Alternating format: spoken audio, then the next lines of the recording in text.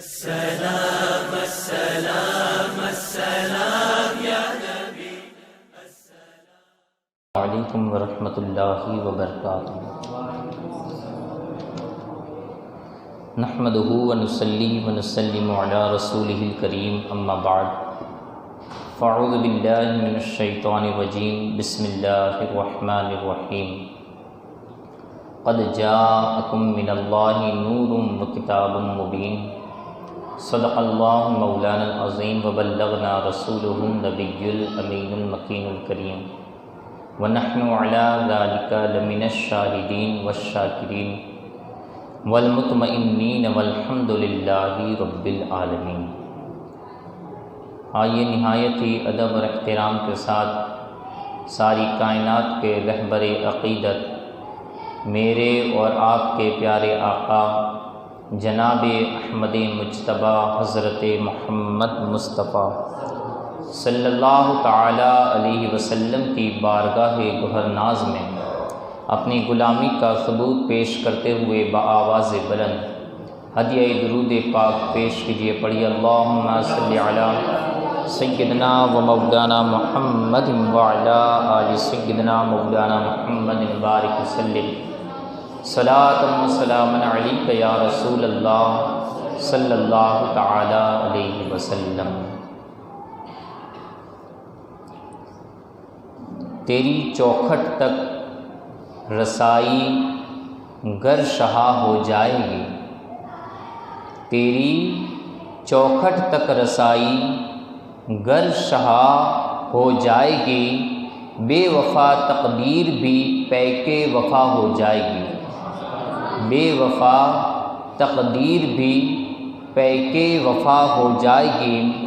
اور ان کے در پر گر وفور عشق میں سر رکھ دیا، یعنی عشق کے ساتھ اگر آقا رحمت صلی اللہ تعالیٰ علیہ وسلم کے در پر سر کو رکھ دیا، ان کے در پر گر وفور عشق میں سر رکھ دیا،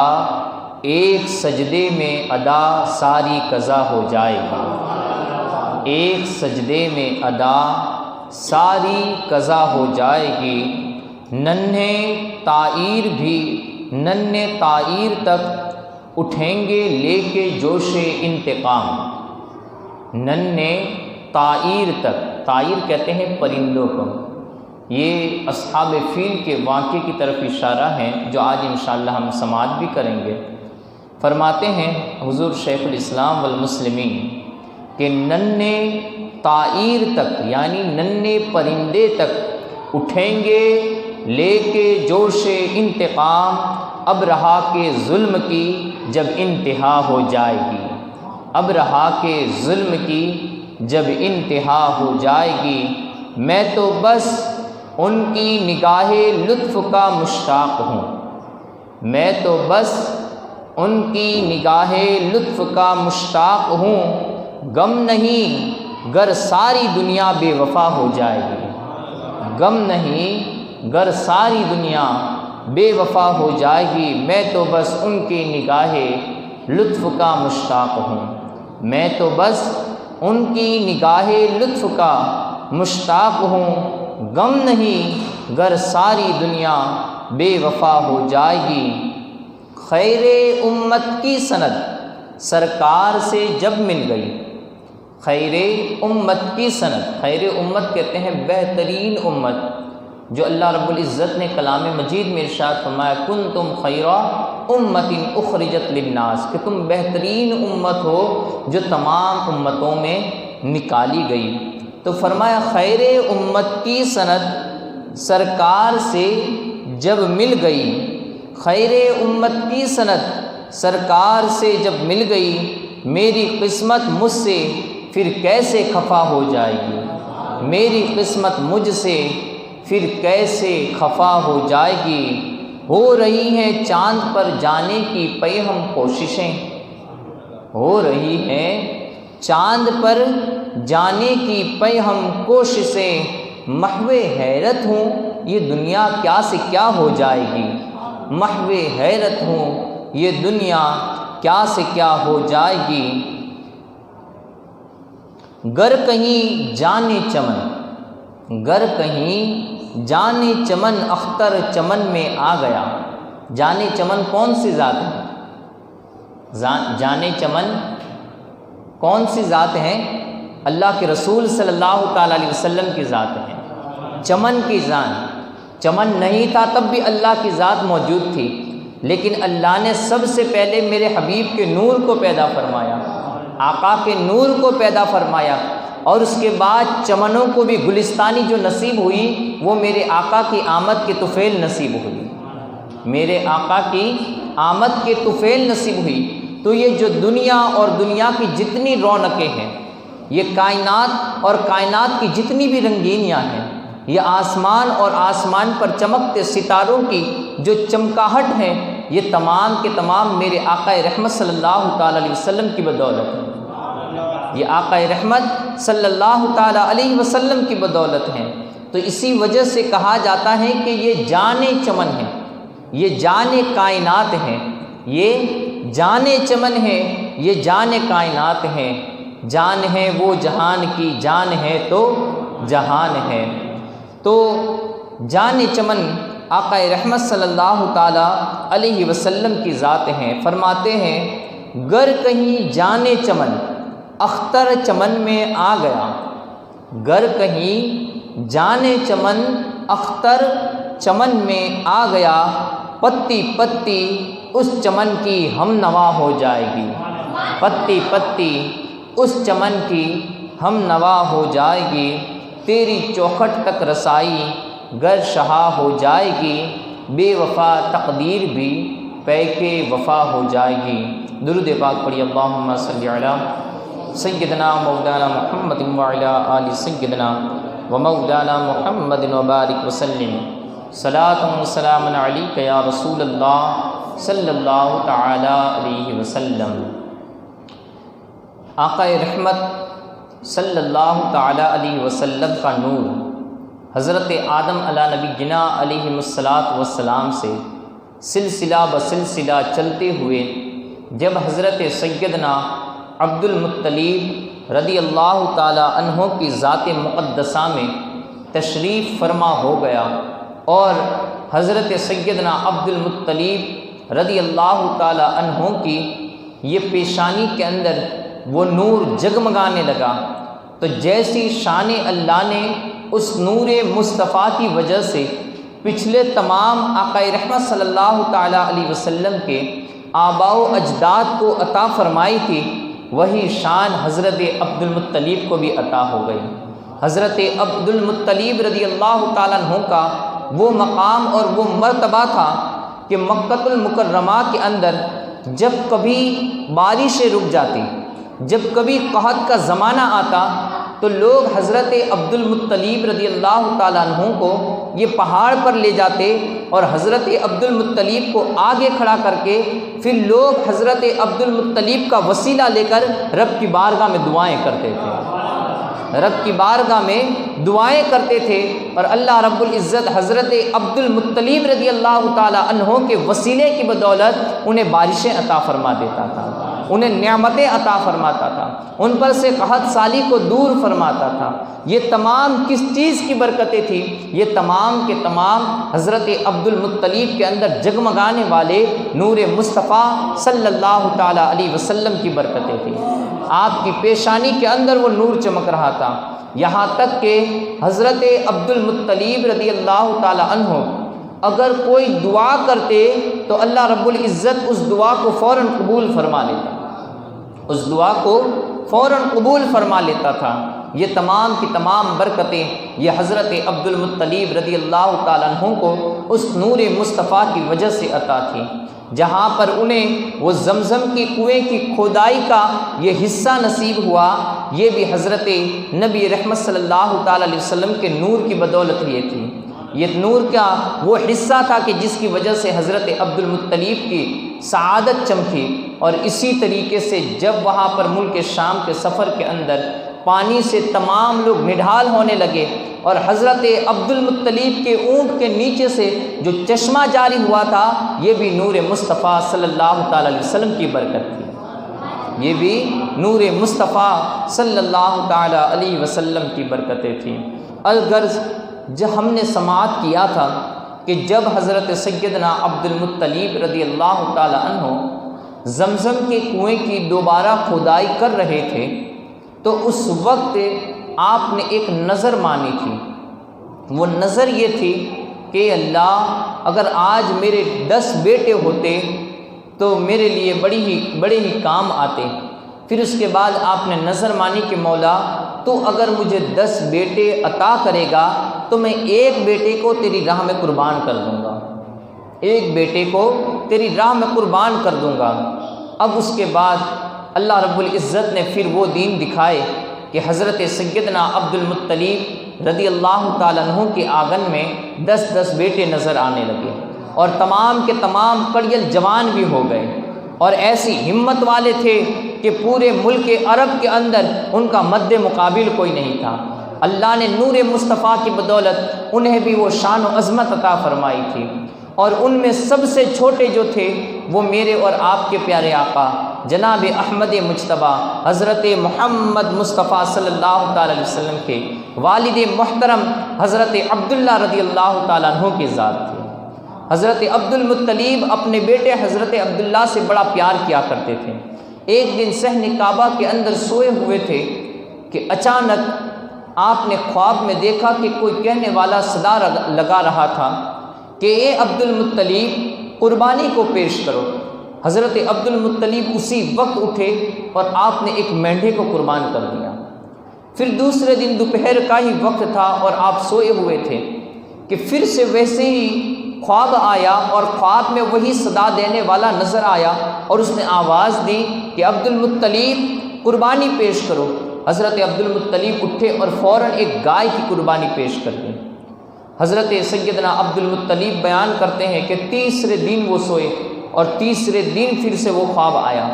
تو حضرت سیدنا عبد المطلب رضی اللہ تعالیٰ عنہ فوراً اٹھے اور آپ نے ایک اونٹ کی قربانی پیش کر دی۔ لیکن چوتھے دن پھر بھی وہی خواب آیا، وہی کہنے والا کہہ رہا تھا کہ قربانی پیش کرو۔ حضرت سیدنا عبد المطلب رضی اللہ تعالیٰ عنہ نے ایک سوال کیا کہ کس چیز کی قربانی کو پیش کروں؟ کہا اس چیز کی جس کے ساتھ تم سب سے زیادہ محبت کرتے ہو۔ اب دیکھیے رب بھی کیسا آزما رہا ہے کہ وہاں پر حضرت ابراہیم کو اسی طریقے سے آزمایا تھا کہ اس ابراہیم جو تمہیں سب سے زیادہ پیاری چیز ہے اس کو میری بارگاہ میں قربان کرو۔ اور وہاں پر بھی نور مصطفیٰ یہ حضرت اسماعیل علیہ السلام کی پیشانی میں جگمگا رہا تھا۔ وہاں نور مصطفیٰ جس کے اندر چمک رہا ہے رب اس کی آزمائش بھی ویسی لے رہا ہے کہ اسے کیسے اس آقا رحمت صلی اللہ تعالی علیہ وسلم کے نور کی کیسے شان اور مقام کو لوگوں کے اندر بیان کر رہا ہے کہ انہیں آزمائش کے طور پر انہیں لٹا بھی رہا ہے اور انہیں قربانی کرنے کی جگہ تک پہنچا رہا ہے۔ چھری بھی پھروا رہا ہے لیکن اس کے باوجود بھی چھری کاٹنے کا کام نہیں کرتی، اور کاٹنے کا کام نہ کر کے وہ اپنی مخلوق کو بتانا چاہ رہا ہے کہ اے لوگوں یہ تمام کے تمام ایسے لوگ ہیں کہ وہ قربان گاہوں تک پہنچ چکے ہیں، لیکن ان لوگوں کو اگر بچانے والی کوئی ذات تھی تو وہ میرے حبیب کے نور کی ذات تھی، وہ میرے حبیب کا نور مصطفیٰ تھا کہ جس نے حضرت اسماعیل کو بھی وہ چھری چلنے سے بچا لیا۔ اور یہاں پر حضرت عبداللہ رضی اللہ تعالیٰ عنہ کی پھر باری آئی۔ حضرت عبد المطلب فوراً اٹھے اور سمجھ گئے کہ واقعی میں جو میں نے نظر مانی تھی رب کی طرف سے اسے یاد دلانے کا یہ اشارہ ہے۔ حضرت عبد المطلب رضی اللہ تعالیٰ عنہ نے اٹھ کر اپنے تمام بیٹوں کو اپنے پاس بلایا، کہا کہ میں نے بہت سالوں پہلے ایک منت مانی تھی، اور وہ منت یہ تھی کہ جب اللہ رب العزت مجھے 10 بیٹے عطا کرے گا تو میں ان میں سے ایک کو اللہ کی راہ میں قربان کر دوں گا۔ تمام بیٹوں نے گردنیں جھکا لی اور کہا کہ والد ماجد آپ ہم میں سے جس کو بھی چاہے اللہ کی راہ میں قربان کر دیں، ہم میں سے کوئی چون و چرا نہیں کرے گا۔ حضرت عبد المطلب نے کہا ایسے نہیں، بلکہ تمام کے فال نکالا جائے اور چٹھی اچھالی جائے اور اس کے اندر جس کا بھی نام آئے گا اس کی قربانی پیش کی جائے گی۔ اب یہاں پر بھی دیکھیے رب کیسا آزما رہا ہے، وہ رب جو قادر مطلق ہیں، ہر برائی کو یہ مٹانے والا اور نیکی کے اندر بدلنے والی ذات یہ رب کی ذات ہے، ہر برائی کو یہ بدلنے والی ذات یہ میرے رب کی ذات ہے، ہر کام کو بنانے والی ذات یہ بھی میرے رب کی ذات ہے۔ لیکن وہاں پر دیکھیے کہ چٹھیاں کھل رہی ہے لیکن کسی کا نام نہ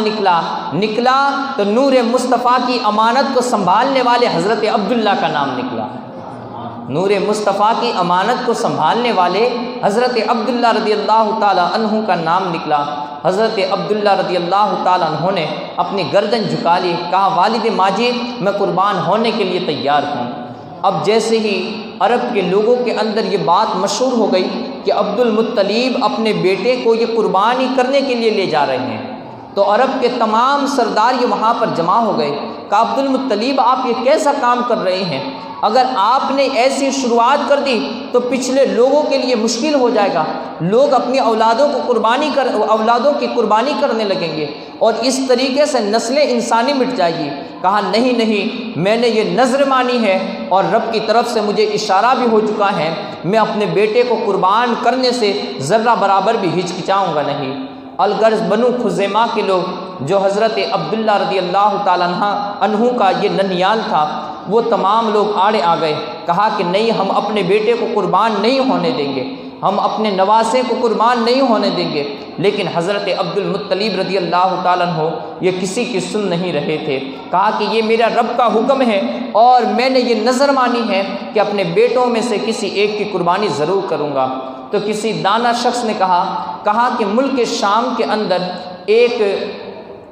ایک کاہنہ عورت رہتی ہیں، اس کاہنہ عورت کے پاس چلے جاؤ، وہ ضرور کوئی نہ کوئی راستہ نکال دے گی۔ حضرت عبد المطلب اپنے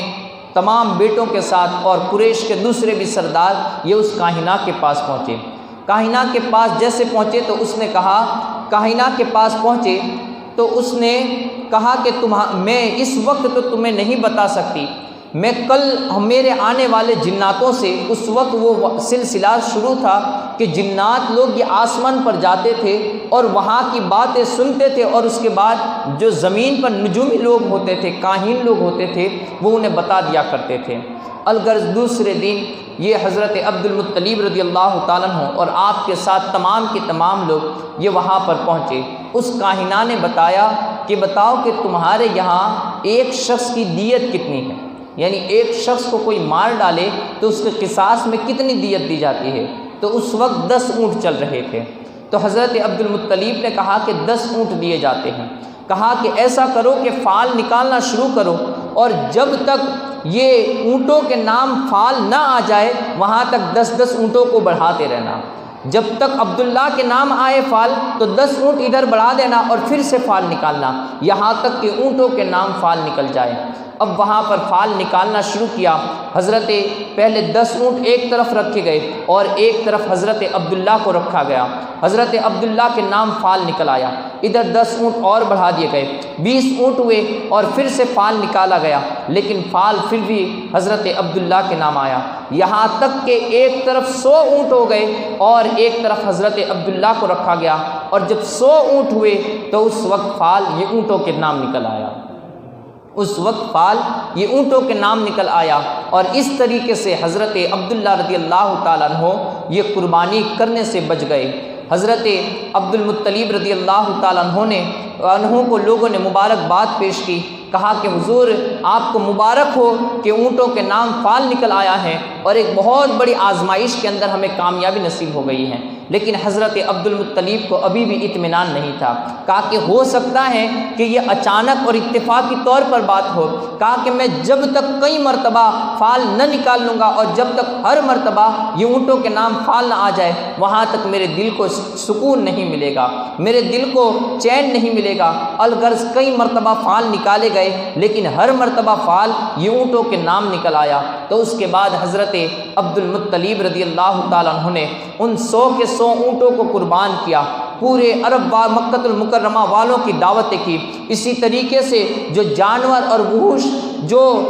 چیر کھانے والے پھاڑ کھانے والے جانور تھے، حضرت عبد المطلب رضی اللہ تعالیٰ عنہ نے ان تمام کو بھی اپنے دسترخوان پر کھلایا۔ پرندوں کو بھی کھلایا، جو چونٹیاں ادھر ادھر پھرتی رہتی ہیں ان چونٹیوں کے اوپر بھی حضرت عبد المطلب رضی اللہ تعالیٰ عنہ جاتے اور وہاں پر بھی روٹیاں ڈالتے اور رب کا شکر بجا لائے کہ مولا تو نے مجھے ایک بہت بڑی آزمائش کے اندر تو نے مجھے کامیابی عطا فرمائی۔ اسی وجہ سے آقا رحمت صلی اللہ تعالیٰ علیہ وسلم کبھی کبھار فرمایا کرتے تھے انا ابن الذبیحین، کہ میں دو ذبح ہونے والوں کا بیٹا ہوں،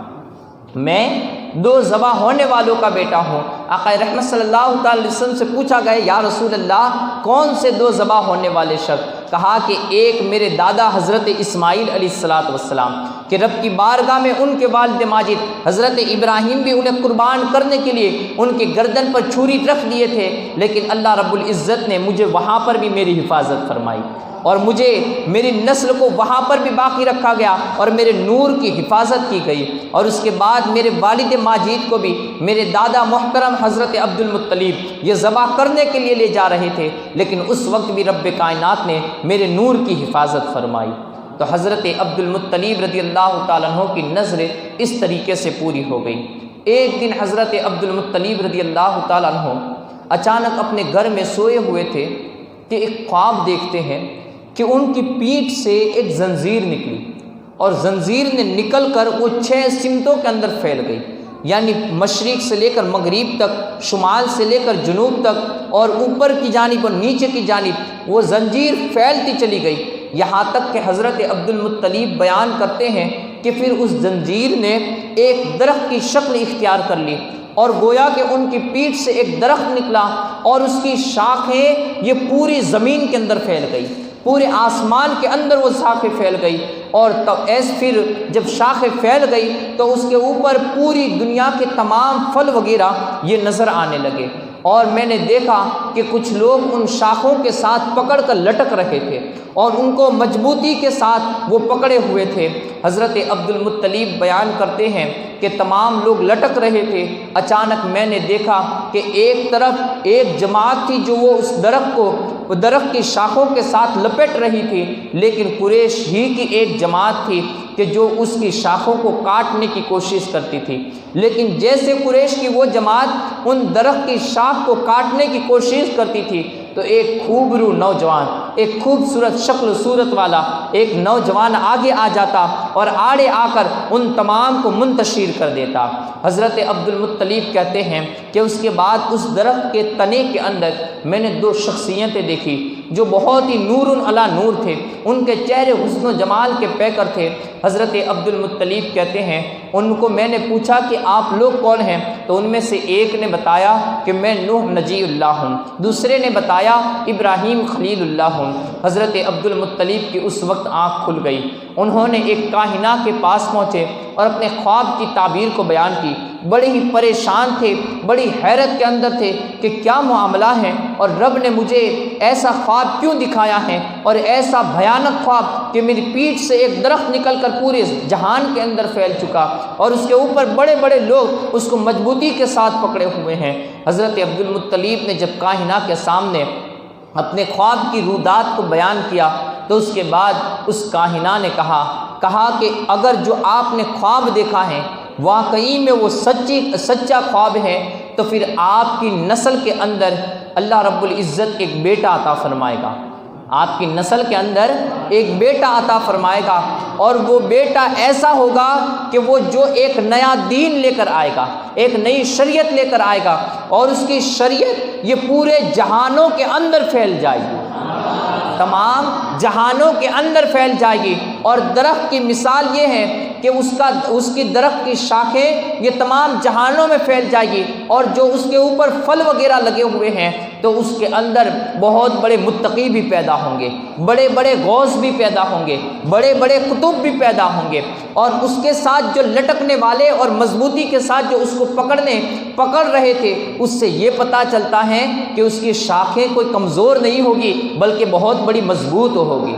بہت ہی مضبوط ہوگی کہ جو ان کے ساتھ ایک مرتبہ لپٹ جائے گا تو پھر کبھی بھی وہ گرنے نہیں پائے گا۔ اس کی شاخوں کی مضبوطی اتنی ہوگی کہ جو اس کے پیروکار بن جائے گا، جو اس کی سنت کو اپنا لے گا تو پھر اللہ رب العزت اسے جنت عطا فرمائے گا، اس کو جنت عطا فرمائے گا۔ پھر اس کاہنہ نے کہا کہ جو یہ بتایا گیا کہ قریش ہی کی ایک جماعت یہ اس کی فرما بردار ہوگی، قریش ہی کی ایک جماعت اس کی نافرمان ہوگی، تو واقعی میں وہ تمہارے خاندان میں جب پیدا ہوگا تو کچھ لوگ قریش کے کچھ لوگ اس کے اوپر ایمان لے آئیں گے اور کچھ لوگ اس کی نافرمانی کریں گے اور ان کے سامنے جنگ و جدال تک کریں گے، لیکن اللہ رب العزت جو انہیں نوح اور ابراہیم کو دکھایا گیا اس سے یہ تعبیر ہمیں بتانا مقصود کر رہا ہے کہ جو اس کی نافرمانی کرے گا تو قوم نوح کی طرح وہ عذاب کے اندر مبتلا کر دیا جائے گا،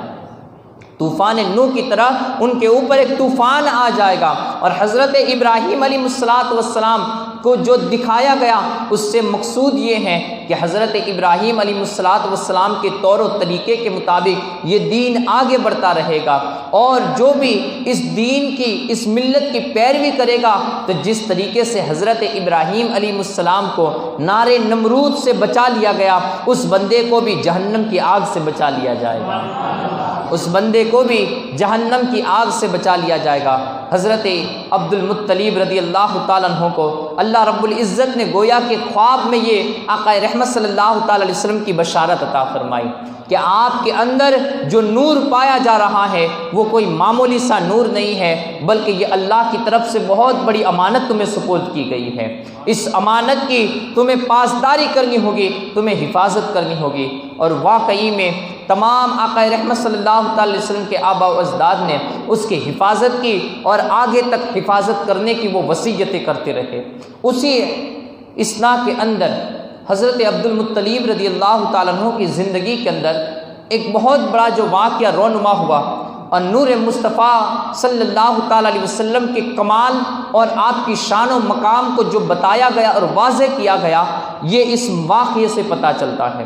کہ حضرت عبد المطلب رضی اللہ تعالیٰ عنہ کے زمانے کے اندر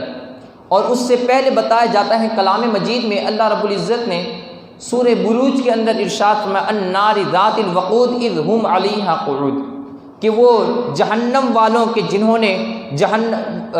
اصحاب اخدود کے بارے میں ایک بات بتائی گئی ہے کہ ایک قوم تھی، یہودیوں نے جب یمن کے اوپر قبضہ جما لیا اور وہاں پر جو عیسائی لوگ بسے ہوئے تھے جو کبھی آگ کی پرستش کر رہے تھے، ان یہودیوں نے ان کے اوپر قبضہ جما کر ان تمام کو نیست و نابود کر دیا۔ تو شاہ حبشہ جو اس وقت حبشہ کا بادشاہ تھا، اس کو جب یہ خبر پہنچی تو اس نے ایک بہت بڑا لشکر تیار کیا اور وہاں پر یمن کی طرف روانہ کیا، اور اسے حکم دیا گیا کہ جتنے بھی یہودی ہیں ان تمام کو جلا دیا جائے اور کسی کے ساتھ کوئی رعایت نہ کی جائے، جتنے مرد ہیں ان تمام مردوں کو جلا دیا جائے، تمام کو مٹا دیا جائے، اور ان کی جتنی بھی عورتیں اور بچے ہیں ان تمام کو غلام بنا کر یہاں حبشہ کی طرف لے آیا جائے۔ تو اس میں اس نے جو بادشاہ مقرر کیا اور جو سپہ سالار مقرر کیا اس کا نام تھا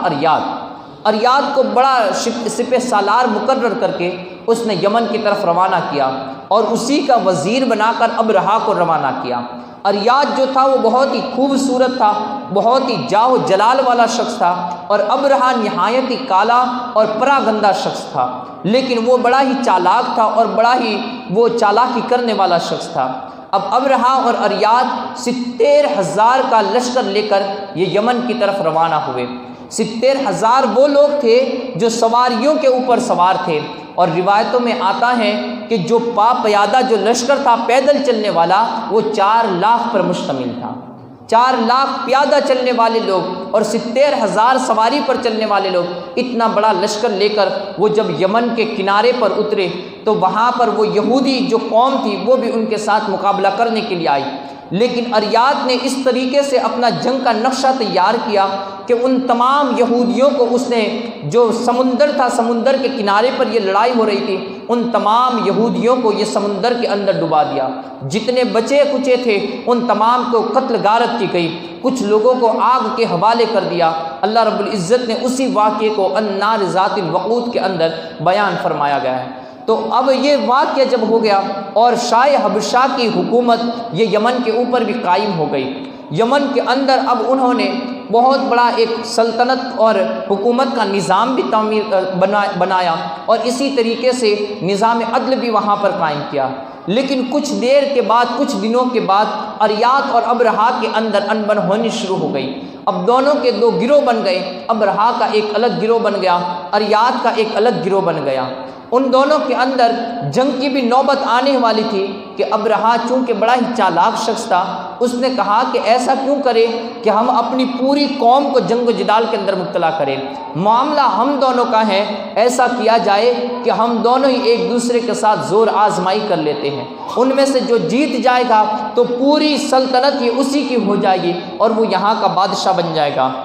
اریات کو یہ بات پسند آئی۔ اریات اور ابرہا دونوں ایک دوسرے کے ساتھ زور آزمائی کے اندر مبتلا ہو گئے۔ اب ابرہا نے پیچھے سے ہی ایک غلام کو تیار کر رکھا تھا، ابرہا نے اسے اشارہ کیا کہ اریات کا اس نے کام تمام کر دیا۔ دونوں ایک دوسرے کے ساتھ زور آزمائی میں مبتلا تھے کہ پیچھے سے ابرہا کے غلام نے اریات کا کام تمام کر دیا۔ ابرہا کو لوگوں نے اپنا بادشاہ مقرر کر لیا اور وہاں پر ابرہا کی سلطنت قائم ہو گئی۔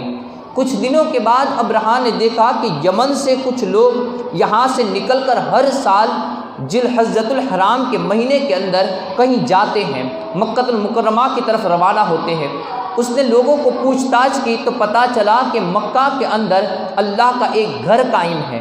کہ جہاں پر یہ تمام کے تمام لوگ جاتے ہیں اور وہاں کا طواف وغیرہ کرتے ہیں، وہاں کا طواف کرتے ہیں اور وہاں سے برکتیں حاصل کرتے ہیں۔ ابرہا نے دل ہی دل کے اندر یہ سوچ لیا کہ میں یمن میں ہی کیوں ایک ایسا کلیسا تعمیر کر دوں کہ تمام لوگ یہاں پر آئے اور کوئی مکہ المکرمہ نہ جائے۔ اب اس نے ایک بہت بڑا کلیسا یہ تعمیر کرانا شروع کر دیا اور ایسا بڑا گرجا تعمیر کرایا کہ تمام دوسرے ملکوں کے لوگ بھی اس کو دیکھنے کے لیے تماشائی بن کر وہاں پر آنے لگے۔ اب یہاں عرب کے اندر جب یہ بات پھیلی کہ اس نے مکہ المکرمہ یعنی خانہ کعبہ کے مقابلے میں ایک بہت بڑا کنیسہ تعمیر کیا ہے، ایک بہت بڑا گرجا گھر تعمیر کیا ہے، تو وہاں بنو کنانہ کا ایک شخص اٹھا اور وہ وہاں پر پہنچا۔ تمام لوگ اس سے متاثر بھی ہوئے اور تمام لوگ کے غیظ و غضب کے اندر بھی کوئی حد باقی نہ رہی کہ اس نے اللہ کے گھر کے مقابل میں ایک گھر بنایا اور اس کو وہ اللہ کے گھر سے بھی اونچی شان دینا چاہتا ہے۔ اب جب تمام عرب کے لوگوں کو یہ بات پتہ چلی تو انہیں بہت ہی ناگوار گزرا، تو بنو کنانہ کا ایک شخص اٹھا اور وہ وہاں پر پہنچا۔ اس نے وہاں کی رنگینیاں اور تمام طریقے کی ہر چیز کو دیکھا کہ بڑا ہی عمدہ اور بڑا ہی اعلیٰ اس نے گرجا بنایا ہوا تھا۔ اب بنو کنانہ کا جب وہ شخص وہاں پر پہنچا تو اس نے کسی بھی طریقے سے پورا دن تو وہ اس کنیسے کو دیکھتا رہا، گرجا گھر کو۔ رات کا جیسے حصہ آیا تو رات کے وقت اس کے دروازے بند کر دیے جاتے اور تمام لوگوں کو باہر نکال دیا جاتا، لیکن اس نے کسی بھی طریقے سے منت سماجت کر کے یہ اندر رہنے کا موقع حاصل کر لیا۔ رات کے وقت جیسے وہ اندر آرام سے سوتا رہا اور صبح کے وقت جب اسے قضائے حاجت پیش آئی تو اس نے اسی کنیسہ یعنی اسی گرجا گھر کے اندر قضائے حاجت کی، جو اس کی دیواریں اور محراب وغیرہ تھے ان تمام کو اس گندگی سے آلودہ کر دیا اور صبح کا انتظار کرنے لگا کہ جیسے ہی دروازے کھلے کہ یہاں سے وہ رفو چکر ہو جائے، یہاں سے سیدھے مکہ کی راہ کو لے۔ اب جیسے ہی دروازہ کھلا تو وہ کمان سے نکلے ہوئے تیر کی طرف مکہ کی طرف روانہ ہو گیا۔ اب وہاں کے پجاری اور تمام کے تمام جیسے گرجا کے اندر داخل ہوئے تو انہوں نے بو محسوس کی دیکھنے لگے ادھر ادھر، تو کیا دیکھتے ہیں کہ دیواریں قضائے حاجت یعنی پاکخانے سے بگاڑی گئی ہے اور تمام کو گندگی سے آلودہ کر دیا گیا ہے۔ وہ تمام جان گئے کہ وہ عرب کا ہی وہ شخص تھا مکہ المکرمہ سے آنے والا جس نے یہ حرکت کی ہے۔ اب یہ بات پھیلتے ہوئے ایک ہوا کی طرح اور جنگل میں لگے ہوئے آگ کی طرح یہ تمام پورے ملک کے اندر، پورے ملک یمن کے اندر یہ بات پھیل گئی، یہاں تک کہ ابرہا کے کانوں تک بھی یہ بات جا پہنچی۔ ابرہا کو جیسے ہی پتہ چلا اس نے پورے دین کے جو کام کاج کا شیڈیول تھا وہ تمام کو ایک طرف رکھ دیا اور پورا دن اس بات پر سوچتا رہا کہ انہوں نے میری گستاخی کی ہے، میرے بنائے ہوئے گرجا گھر کی گستاخی کی ہے، میں ان کو اچھا سبق سکھاؤں گا، میں ان کو بہت ہی بھاری سبق سکھاؤں گا۔ اب پورا دن وہ اسی سوچ و بچار میں رہا کہ شام کے وقت ایک شخص اور آیا، کہا کہ ہم نے مکہ المکرمہ کی طرف کچھ لوگوں کو جو بھیجا تھا ان میں سے جو ہمارا سپہ سالار تھا عرب کے لوگوں نے اس کو قتل کر دیا ہے، کیونکہ ادھر ابرہا نے لوگوں کو دعوت دینے کے لیے اپنے گرجا گھر کی طرف لوگوں کو متوجہ کرنے کے لیے اس نے پورا ایک قافلہ بنایا ہوا تھا کہ وہ تمام شہروں میں جاتا اور یمن کے گرجا گھر کے لوگوں کو فضیلتیں بیان کرتا، لوگوں کو بڑائیاں بیان کرتا۔ اب عرب کے اندر جب وہ قافلہ پہنچا تو عرب کے لوگوں نے اس کا جو سردار تھا اس کو ہی قتل کر دیا کہ تم ہمارے خانہ کعبہ کے مقابلے میں گرجا گھر بناتے ہو۔ الغرض ان لوگوں نے اس ابرہا کو شام کے وقت یہ خبر موصول ہوئی، جیسے یہ خبر پہنچی تو اب چونکہ وہ پہلے ہی سے غصے میں تھا، لیکن اپنے سردار کے قتل ہونے کی خبر کو سن کر اس نے اسی وقت ٹھان لی کہ اسی وقت لشکر کو تیار کیا جائے اور ایک ایسا لشکر تیار کیا جائے کہ پورے عرب کو نست و نابود کر دے، اور عرب کی مٹی کو بھی وہاں سے اٹھا کر اور خانہ کعبہ کی جو مٹی ہے اس کی در و دیوار ان پتھروں کو بھی اٹھا کر وہ یمن کے اندر لے آئے، ایک ایسا لشکر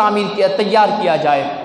الغرض رات ہی سے تیاریاں شروع ہو گئی، کئی دنوں کے اندر تیاریاں مکمل ہوئی۔ اس کے بعد اس کا لشکر جو تیار ہوا تو اس کے اندر بتایا جاتا ہے، روایتوں کے اندر آتا ہے کہ 70,000 ہاتھی کو تیار کیے گئے، اور شاہ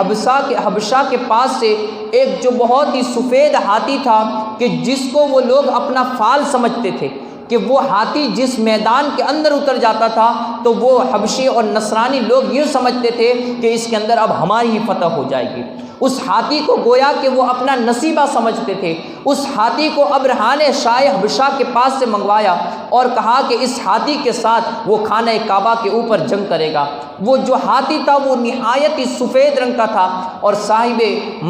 معارج النبوت کہتے ہیں، علامہ کاشفی صاحب لکھتے ہیں کہ اتنا سفید وہ ہاتھی تھا کہ اگر کوئی اس کی ران کے اوپر نظر ڈالتا تھا تو وہ نظر اوپر کی طرف نہیں اٹھتی تھی، اس قدر وہ سفید ہاتھی تھا۔ اب وہ سفید ہاتھی کو بھی منگایا گیا، 70,000 ہاتھیوں کے اوپر اسے سردار مقرر کیا گیا۔ اسی طریقے سے 1,00,000 سے زائد گھوڑوں کے اوپر لوگ بڑے بڑے سپہ سالاروں کو سوار کیا گیا، 4,00,000 سے زائد پیادہ لوگوں کو لشکری تیار کیا گیا، اور اتنا بڑا لشکر لے کر ابرہا یمن سے ہوتے ہوئے یہ مکہ المکرمہ کی طرف بڑھنے لگا۔ بیچ میں عرب کی جتنی بھی بستیاں آئی وہ ان تمام کو اجاڑتا ہوا جب مکہ المکرمہ کے 3 فرسخ کے فاصلے پر پہنچا،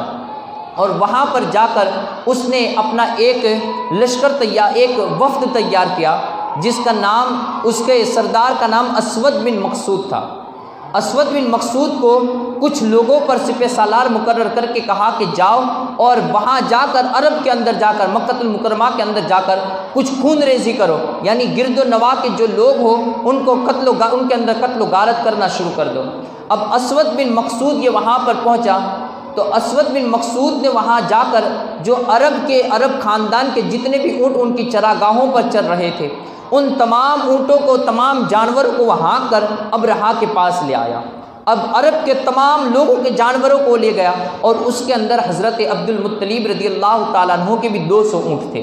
حضرت عبد المطلب کے بھی 200 اونٹ تھے۔ اب وہاں پر پھر ابرہا نے ایک اور شخص کو جس کا نام حباطۃ الحمیری تھا اس کو روانہ کیا اور کہا کہ جا مکہ والوں سے کہہ دو کہ یہاں پر ابرہا بہت بڑا لشکر لے کر آیا ہے، اگر تم اس کے ساتھ مقابلہ کرنا چاہتے ہو تو مقابلہ کرنے کے لیے بھی تیار ہیں، لیکن اس کا تمہارے ساتھ مقابلہ کرنے کا کوئی دل نہیں ہے، وہ تو صرف خانہ کعبہ کو ڈھانے کے لیے آیا ہے اور اس کی مٹی وغیرہ کو اٹھا جانے کے لیے آیا ہے۔ اگر تم اس کے ساتھ مقابلہ کرنے چاہتے ہو تو وہ تم میں سے کسی کو بھی زندہ نہیں چھوڑے گا، لیکن اگر تم مکہ چھوڑ کر کہیں اور نکل جاتے ہو تو وہ اپنا کام تمام کر کے وہ یہاں سے نکل جائے گا۔ اس نے وہاں مکہ المکرمہ میں آ کر سردار کا دریافت کیا کہ سردار یہاں پر کون ہے؟ لوگوں نے بتایا کہ مکے کے سردار حضرت عبد المطلب رضی اللہ تعالی عنہ ہیں۔ حضرت عبد المطلب کے پاس اسے لے جایا گیا۔ حضرت عبد المطلب نے فوراً اس بات میں ہاں بھر لی، کہا کہ ہاں ہمیں منظور ہیں،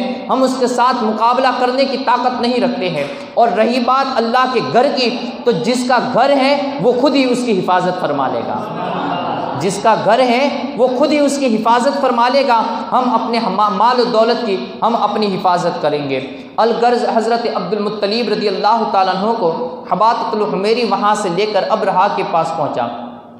ابرہا کے پاس جب حضرت سیدنا عبد المطلب رضی اللہ تعالیٰ عنہ کی آمد ہوئی، اب ذرا دیکھیے کہ وہ جو سفید ہاتھی تھا وہ ابرہا کو بھی سجدہ نہیں کرتا تھا، اور ہاتھی وہ تھے جو ابرہا کے سامنے بھی جھک جاتے تھے۔ جب ابرہا اپنے محل سے نکل کر باہر نکلتا تھا تو جو ہاتھی قطاروں میں کھڑے ہوئے ہوتے، ابرہا کے آتے ہی ان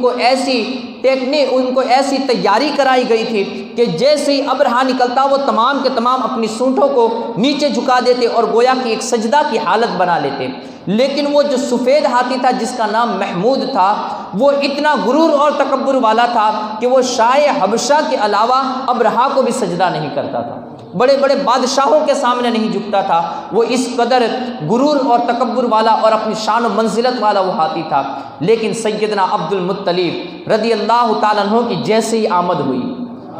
حضرت عبد المطلب رضی اللہ تعالیٰ عنہ کی جیسے آمد ہوئی، محمود ہاتھی جو کسی کے سامنے اپنی سونڈ تک نیچی نہیں کرتا تھا، حضرت عبد المطلب کو دیکھتے ہی آپ کے سامنے اس طریقے سے جھک گیا کہ پوری سجدے کی حالت اس نے بنا لی، پوری سجدے کی حالت بنا لی۔ وہ محمود ہاتھی جو جھک رہا تھا وہ اس بات کی گواہی دے رہا تھا، اے عبد المطلب تم پر سلام ہو کہ تم نور مصطفیٰ صلی اللہ تعالی وسلم کی امانت لیے ہوئے پھر رہے ہو، تم نور مصطفیٰ کی امانت لیے ہوئے پھر رہے ہو۔ وہ حضرت عبد المطلب کو سجدے میں گر گیا، سجدہ کرنے کے لیے گر گیا۔ اب وہاں پر تمام لوگ حضرت عبد المطلب کی یہ اس حالت کو دیکھ کر اور وہ محمود ہاتھی کی اس ادا کو دیکھ کر وہ تمام کے تمام حیرت اور استعجاب کے اندر تھے۔ اب کسی نے حضرت عبد المطلب رضی اللہ تعالی عنہ کو ابرہا کے سامنے پیش کر دیا۔ اب دیکھیے وہ ابرہا جو بڑے ہی غرور اور تکبر کے ساتھ مکہ والوں کے ساتھ جنگ کرنے کے لیے اور خانہ کعبہ کو ڈھانے کے لیے نکلا تھا، لیکن جیسے ہی حضرت عبد المطلب اس کے دربار میں داخل ہوئے تو وہ وہاں پر اپنے تخت پر بیٹھا ہوا تھا، لیکن حضرت عبد المطلب کا جاہ و جلال کچھ اس طریقے کا تھا کہ جیسے ہی حضرت عبد المطلب کے چہرے پر ابرہا کی نظر پڑی وہ اپنے تخت پر بیٹھا نہ رہا بلکہ فوراً ہی ادب کے ساتھ کھڑا ہو گیا، ادب کے ساتھ کھڑا ہو گیا۔ اس ابرہا کو کھڑا کرنے والی ذات کون سی تھی؟ وہ نور مصطفیٰ صلی اللہ تعالی وسلم کی ذات تھی۔ وہ نور مصطفیٰ کے ادب اور احترام کے اندر وہ بیٹھا نہ رہ سکا اور وہ فوراً ہی کھڑا ہو گیا۔ اسی وقت اس کے دل میں یہ ارادہ بھی اس نے جما لیا کہ اتنا بڑا سردار، ایسی جاہ و جلالت رکھنے والا سردار اور ایسی شان و منزلت رکھنے والا سردار یہ میرے دربار میں آیا ہے، اگر وہ مجھ سے یہ پیشکش کرے گا کہ خانہ کعبہ کو ڈھاؤ مت بلکہ اپنے شہر واپس چلے جاؤ، ہمارے سے جو غلطی ہوئی ہے ہم اس کی تلافی کر لیں گے۔ ابرہا کہتا ہے کہ میں نے یہ اپنے دل میں ارادہ کر لیا کہ اگر عبد المطلب اس بات کو پیش کریں گے تو میں اس کو بھی مان لوں گا، جو اتنا بڑا لشکر لے کر صرف مکہ کو ڈھانے کے لیے، خانہ کعبہ کو ڈھانے کے لیے آیا ہوا تھا، لیکن اس نے دل میں یہ ارادہ کر لیا۔ اب حضرت سیدنا عبد المطلب رضی اللہ تعالیٰ عنہ جب قریب آئے تو ابرہا اپنے تخت سے نیچے اتر گیا۔ اس نے یہ سوچا کہ اگر میں اپنے برابر تخت پر بٹھاؤں گا تو یہاں میرے سپاہی لوگ مجھ سے ناراض ہو جائیں گے۔ اس نے نیچے ایک قالین بچھوایا اور اس کے اوپر ابرہا بھی خود نیچے بیٹھا اور حضرت عبد المطلب کو اپنے ساتھ بٹھایا۔ حضرت عبد المطلب اور ابرہا دونوں کی زبانیں الگ تھی، بیچ میں ایک ترجمان کو بٹھایا گیا اور بات چیت شروع ہوئی۔ حضرت عبد المطلب کو آنے کی وجہ پوچھی۔ پہلے تو ابرہا نے آپ کا خیر مقدم کیا، خوش آمدید کہا، اور اس کے بعد پھر ابرہا نے وجہ دریافت کی کہ آپ کا یہاں پر آنا کس وجہ سے ہے، کہ آپ مجھ سے یہ کہنے والے ہو کہ آپ ہمارے عبادت خانے کو ڈھاؤ نہیں، اس کو مٹاؤ نہیں۔ حضرت عبد المطلب نے سادہ سی بات کی، دو لفظوں کے اندر بات کو ختم کی، کہا کہ میں یہاں پر نہ خانہ کعبہ کی طرف سے کوئی سفارشی بن کر آیا ہوں، نہ خانہ کعبہ کی طرف سے کوئی سفارشی بن کر آیا ہوں، بلکہ تمہارے ایک سردار نے ہمارے چراگاہوں سے ہمارے جانوروں کو وہاں لے آیا ہے، تو میں انہی جانوروں کو لینے کے لیے آیا ہوں، میں انہی جانوروں کو لینے کے لیے آیا ہوں۔ ابرہا نے جیسے یہ بات سنی ترجمان سے تو وہاں پر اٹھ کھڑا ہوا، کہا کہ میں تو آپ کو آپ کی شان و منزلت اور جاہ و جلال کو دیکھ کر یہ سمجھا تھا کہ آپ خانہ کعبہ کے بارے میں مجھ سے بات چیت کریں گے، لیکن آپ نے تو جانوروں کی بات کر کے میرے سامنے میری نظروں کے اندر اپنی ذات کو گرا دیا ہے۔ حضرت عبد المطلب نے پھر ایک سادہ جواب دیا، کہا کہ جانور یہ ہمارا مال ہے، وہ ہماری ملکیت ہے، ہم اس کے نگہبان اور اس کی حفاظت کرنے والے ہیں، اور وہ جو خانہ کعبہ ہے اس کا نگہبان کوئی اور ہے، اس کی حفاظت کرنے والا کوئی اور ہے، وہ ضرور اپنے گھر کی حفاظت کرے گا۔ ہر انسان اپنے گھر کی حفاظت کرتا ہے، وہ بھی اپنے گھر کی حفاظت کرے گا،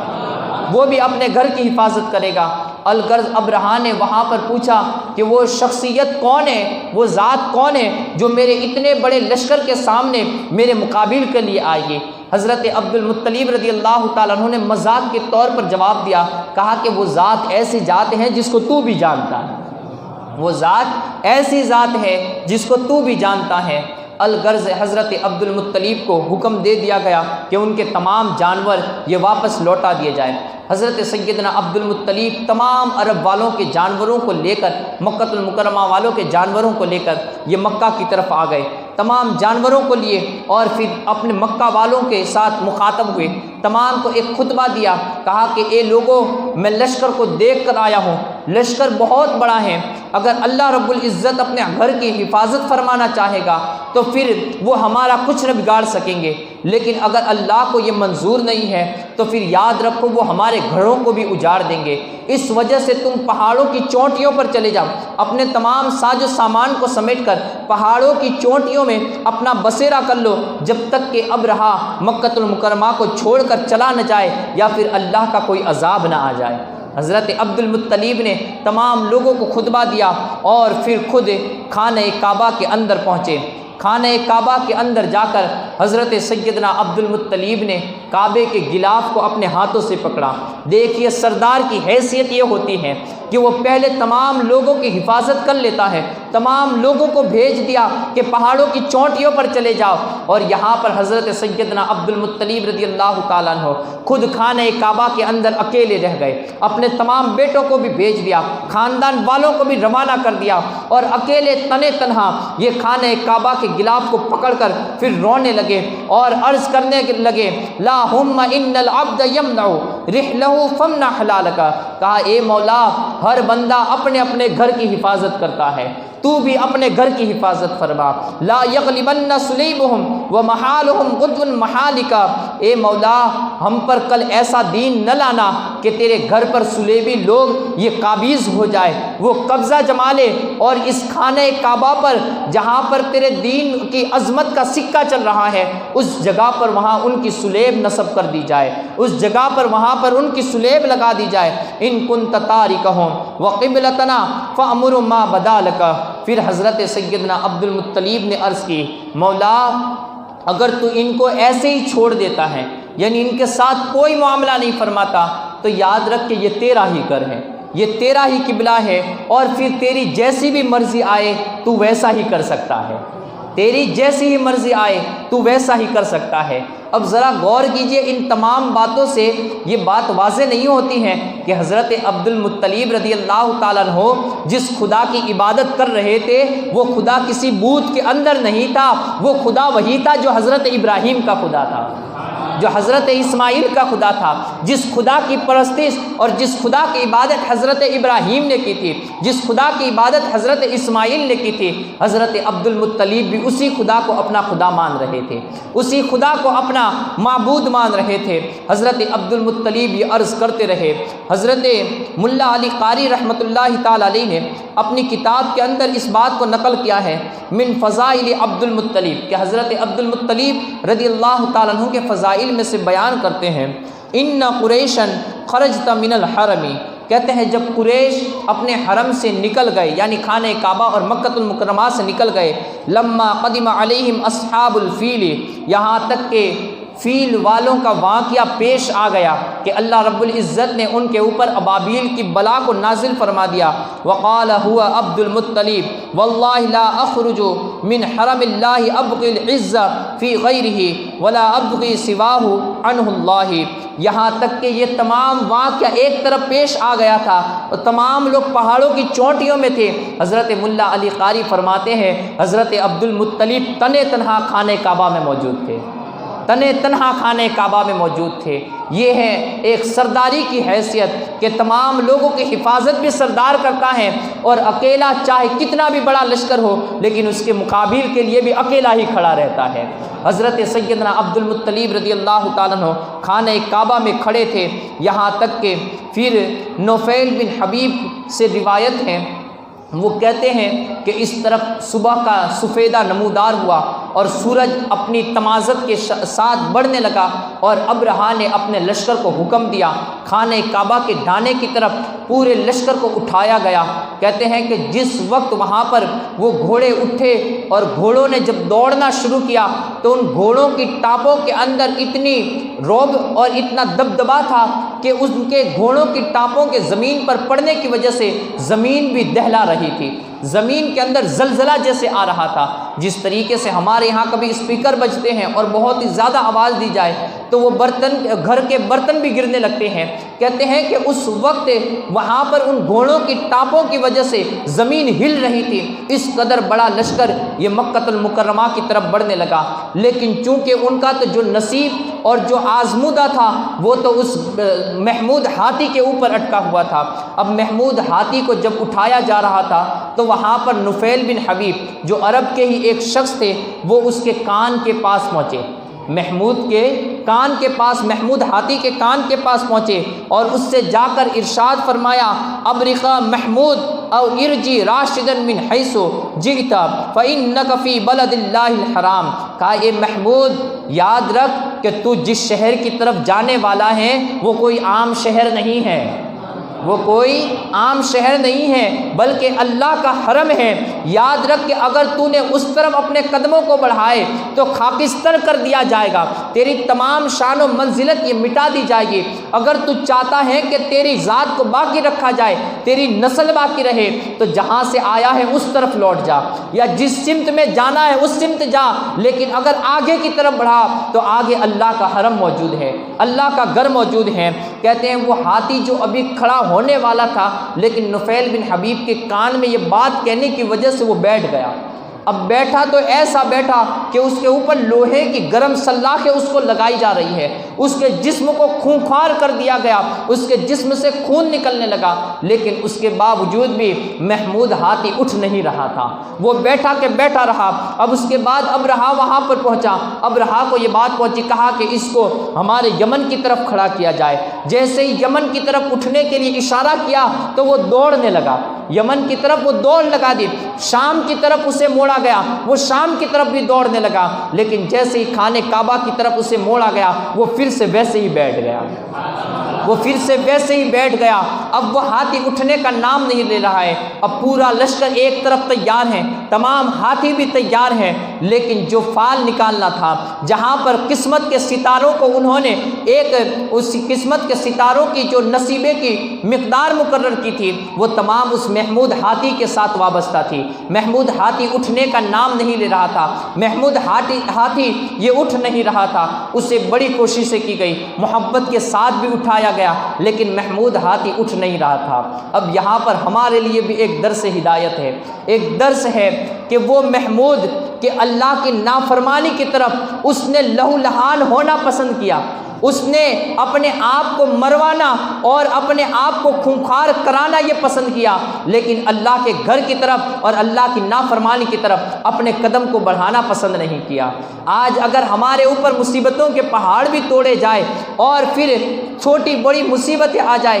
اور ہم کسی نافرمانی کے اندر مبتلا ہونے کو پسند کر لیں، تو یاد رکھیے کہ ہم اس ہاتھی سے بھی بدتر ہیں کہ جس نے اللہ کے حرم کی طرف ایک قدم کو بڑھانا یہ پسند نہیں کیا، وہ خونخوار ہوتا رہا، اس کا خون بہایا گیا، اس کو برابر تکلیفیں دی گئی، لیکن پھر بھی اس نے اللہ کی نافرمانی میں اپنے قدم کو نہیں بڑھایا، اپنے تمام جاہ و جلال اور جو اس کی شان و منزلت تھی اس نے ان تمام کو بھی پانی میں مٹا دیا، لیکن اللہ کی نافرمانی کرنے پر وہ تیار نہ ہوا۔ تو ہمارے لیے درس عبرت ہے کہ اللہ کی نافرمانی میں چاہے کتنی بھی سزا دی جائے تو ان سزا کو برداشت کیا جا سکتا ہے، لیکن اللہ کی نافرمانی اور اس کی شریعت سے مخالفت یہ کبھی بھی برداشت نہیں کی جا سکتی۔ الغرض محمود پھر وہاں اٹھانے کے اندر اس کے اندر کوششیں جاری تھی کہ اچانک آسمان کے اندر ایک کالا بادل اور کالی بدلی چھانے لگی۔ لوگ سمجھے کہ کالا بادل آیا ہوا ہے، لیکن سمندر کی طرف سے کچھ پرندے اس طریقے سے نمودار ہوئے اور وہ اتنی تعداد کے اندر تھے کہ سورج کی جو چمک تھی وہ بھی غائب ہو گئی اور دنیا کے اندر ایک اندھیرا چھانے لگا، اور ان پرندوں کے منہ کے اندر ایک کنکر تھا، ان کے دونوں پاؤں کے اندر ایک ایک کنکر تھے۔ ہر پرندہ جو بہت ہی چھوٹا پرندہ تھا، آپ نے کبھی دیکھا ہوگا کہ ہمارے یہاں پر ایک چھوٹی سی چڑیا موجود ہوتی ہے اور اسی طریقے کا ایک ابابیل پرندہ ہوتا ہے جو کالے رنگ کا ہوتا ہے اور بالکل ہی چھوٹا وہ پرندہ ہوتا ہے، اور ایسے پرندے سے اللہ رب العزت نے ان کے ہر پرندے کو 3 کنکر عطا کیے، اور وہ کنکر بھی کتنے تھے، اللہ رب العزت کی قدرت کو ملاحظہ کیجئے کہ جہاں پر ابرہا اتنا بڑا لشکر لے کر چلا تھا، لیکن اللہ نے کتنی چھوٹی مخلوق اور اس چھوٹی مخلوق کے اندر بھی کتنی چھوٹی چیز سے اس لشکر کو تباہ و برباد کر دیا۔ کہتے ہیں کہ ان کے اندر جو کنکر تھا وہ کنکر وہ مونگ اور مسور جو ہوتے ہیں اس کے دانے سے بھی چھوٹا تھا، مونگ اور مسور جو ہوتے ہیں اس کے دانے سے بھی چھوٹا وہ کنکر تھا، جو اپنی چانچ کے اندر اور اپنے دونوں پیروں کے اندر وہ ابابیل لیے ہوئے اڑتے چلے آ رہے تھے۔ سمندر کی طرف سے اتنی تعداد کے اندر آیا کہ اب ہر ایک کے اوپر ایک ایک کنکر کو ڈال رہے تھے۔ بتایا جاتا ہے کہ جو شخص جس سواری پر سوار ہوتا تھا اگر اس نے لوہے کی کھول بھی پہن رکھی ہوئی ہوتی اور اس کے اوپر جب وہ کنکر گرتا تھا، اتنا چھوٹا سا پتھر لیکن وہ لوہے کو بھی چیرتا ہوا، اس کے بدن کو بھی چیرتا ہوا، جس سواری پر سوار ہے اس سواری کو بھی چیرتا ہوا، زمین کے 7 طبق کو چیرتا ہوا تحت الثری میں پہنچ جاتا، زمین کے 7 طبق کو چیرتا ہوا وہ تحت الثری کے اندر پہنچ جاتا، اور جس کے اوپر وہ ایک کنکری گرتی اسے دوسری کنکری کی ضرورت ہی نہیں پڑتی تھی، وہ ایسے ہی خاکستر ہو جاتا۔ ابرہا کو لوگوں نے اٹھایا اور لے کر یمن کی طرف دوڑنے لگے، کسی کو راستے کا پتہ نہیں تھا، جس کو جو راستہ نظر آیا ہر راستے پر بھاگنے لگے، لیکن ابابیل یہ کوئی عام قوم نہ تھی، اللہ کا بھیجا ہوا وہ عذاب بن کر آئی تھی، جو جس طرف بھی گیا وہاں پر ہر طرف وہ پرندے ان کا پیچھا کرتے رہے، یہاں تک کہ بتایا جاتا ہے کہ ایک شخص خانہ کعبہ کے اندر پہنچ گیا، خانہ کعبہ کے اندر پہنچ گیا، اور خانہ کعبہ ایک ایسی جگہ ہے کہ جس کو اللہ نے بلد امین کہا ہے، بلد امن کہا ہے، کہ وہاں پر کسی کا خون نہیں بہایا جاتا، لیکن جس کے نصیب کے اندر اور جس